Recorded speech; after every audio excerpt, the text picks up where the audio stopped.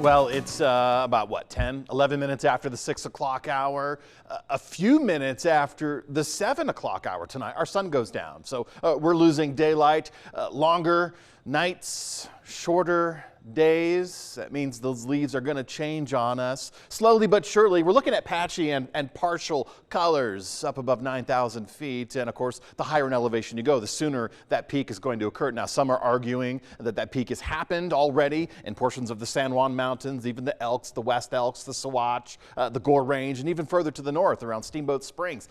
These areas do have great color. And as we move forward, those peak dates are going to happen sooner and sooner. We're about to turn the month. We're about to turn the calendar over into early October. So getting out and about, if that's your thing, make sure you designate someone to drive and then everybody else can look. You can't have everybody looking while the vehicle is in motion.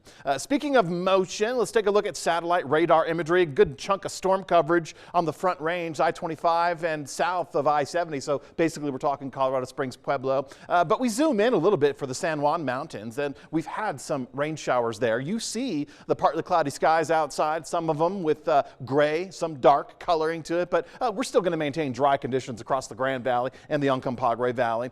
We did have some darker clouds off the Uncompahgre itself, drifting over. Very slow drift with these storms, not a lot going on, but it's these mountain zones that are anchored with these storms.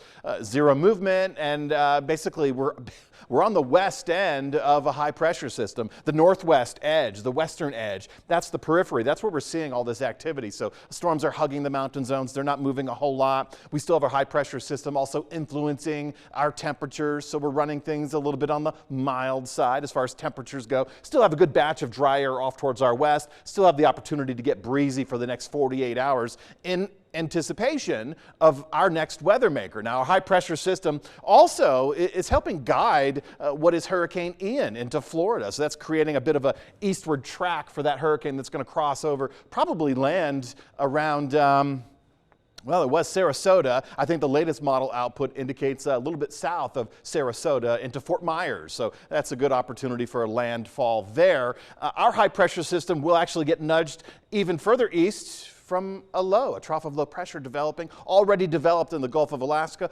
already making inroads. We saw some of that cloud coverage today from the edge of that high pressure system. We'll see more of that tomorrow. But as we transition into Thursday and into Friday, this low pressure system starts to advance in with a cold front, so we'll get more clouds on the increase. We'll lower our temperatures, but that doesn't happen until we get into the weekend. So we still have a couple of mild days as far as our temperatures go. We're not going to set records, but we do have that opportunity as we get closer to Thursday. As this low pressure cold front starts to advance into Utah Thursday, we'll start to feel some of that wind. Now, as far as rain totals go, we can only get out into Thursday night, and we're going to keep it mostly for the mountain zones. But it's also the mountain zones that will start first Thursday. We should see widespread rain coverage Friday night for Grand Junction, Montrose, and Delta.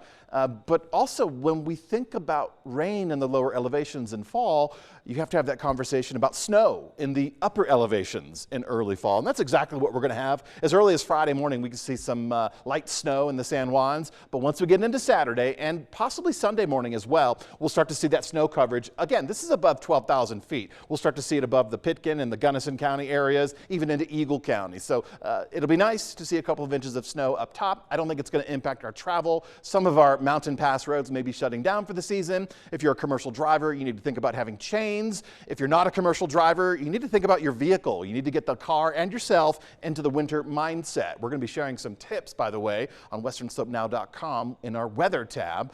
But moving forward, we don't expect a whole lot of hazardous weather. This is going to be a good little Friday night round of showers that could linger into Saturday as well for some portions of our viewers, especially around the Delta, the Montrose County area.